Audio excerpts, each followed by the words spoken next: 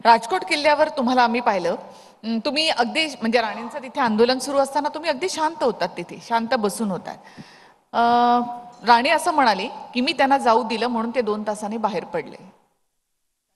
काही काही लोकांना उत्तरं द्यायची नसतात, कारण जनता त्यांना उत्तर देत असते आणि काय आपण त्यांच्या तोंडी लागलं की आपली पातळी तेवढी खालती जाते. म्हणून मी त्यांना उत्तर देतच नाही. त्यांना गेले 16-17 वर्ष पगार आमच्यावरच बोलायला मिळतं वेगळ्या वेगळ्या पक्षाकडून. तर ठीक आहे, त्यांचं चालू राहू दे इन्कम. आज फडणवीस आले होते, तेही असं म्हणाले की त्यांच्या पायाखालची वाळू सरकली आहे आणि म्हणून ते सगळ्या गोष्टींमध्ये राजकारण करतायत. पुतळा नेवीचा होता. त्यांच्या की कोणाच्या सरकली पाय? फडणवीस साहेबांच्या पायाखालची वाळू ते सरकली ते बोलतात? विरोधकांच्या पायाखालची वाळू सरकली असं म्हणायचं. थेटपणे त्यांनी म्हटलं उद्धव ठाकरेंच्या पायाखालची वाळू सरकली आहे. ठीक आहे, आज त्यांना एक पत्र लिहायला लागलंय त्या बीएमसी कमिशनरना. मुळात पत्र लिहिण्याची गरज काय होती? ती अटी कमी करण्यासाठी तुम्ही हाफ DCM आदेश द्या, पण नगरविकास खातं त्यांचं ऐकणार आहे का? हा एक विषय राहतो ना.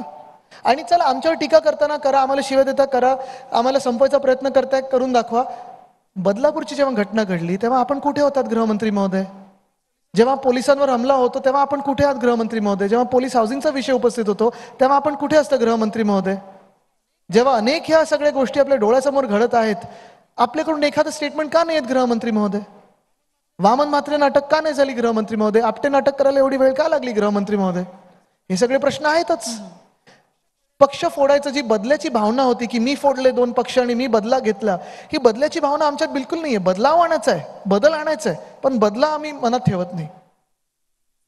सिलेक्टिव्ह आहात तुम्ही असं ते म्हणतात. म्हणजे तुम्ही बदलापूरवर बोलता. नक्कीच आम्ही सिलेक्ट करतो. आम्हाला काय योग्य आणि काय अयोग्य ह्याच्यात फरक कळतो आणि म्हणून आम्ही महाविकास आघाडी सिलेक्ट केली आणि महायुतीपासून लांब गेलो. बदलापूर प्रकरणामध्ये जे आंदोलन झालं त्यांचं असं म्हणणं आहे की पॉलिटिकली मोटिवेटेड होतं हे आंदोलन. हाच प्रॉब्लेम आहे. बघा काय होतं मला सांगा, बदलापूरमध्ये जे रस्त्यावर आले, आपण पण रिपोर्टिंग करत होतात, आपल्याकडे लाईव्ह रिपोर्ट्स येत होते. मला आपण सांगा तिथे कुठचंही राजकीय चिन्ह, पक्ष, बॅनर, होर्डिंग कोण दिसलं? पहिले जे लोक उतरले तिथे ते नागरिक होते, एक सुद्धा राजकीय नेता नव्हता. आणि जरी कोणी राजकीय नेता असला तरी महिलांसाठी आवाज उचलण्यात कोणी राजकीय नेता असेल तर काही चुकतं का कोणाचं?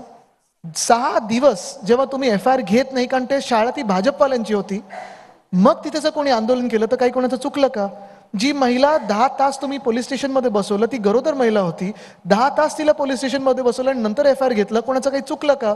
जे आंदोलक होते त्यांच्यावर तुम्ही 5 मिनिटात FIR घेता, लाठीचार्ज करता, पण महिलांसाठी कोणीतरी रस्त्यावर उतरतं, 3 वर्षाच्या एका लहान मुलीसाठी कोणतरी रस्त्यावर उतरतं, त्याच्याबद्दल कोणी काही बोललं की लगेच राजकीय होऊन जातं. हे असं कसं होऊ शकतं? आणि म्हणून हे सगळे जे बोलतात ना, चला आम्ही बोलतो सगळी गोष्ट आम्ही राजकीय करूच, कारण जे सरकार पाडून तुम्ही आमच्या डोक्यावर बसवलेलं आहे ते महाराष्ट्र द्वेष्ट्यांचं सरकार आहे. आणि हे जर पळवायचं असेल तर आम्हाला प्रत्येक गोष्ट ही राजकीय करायलाच लागेल, कारण राजकारणातच देशात बदल घडू शकतो.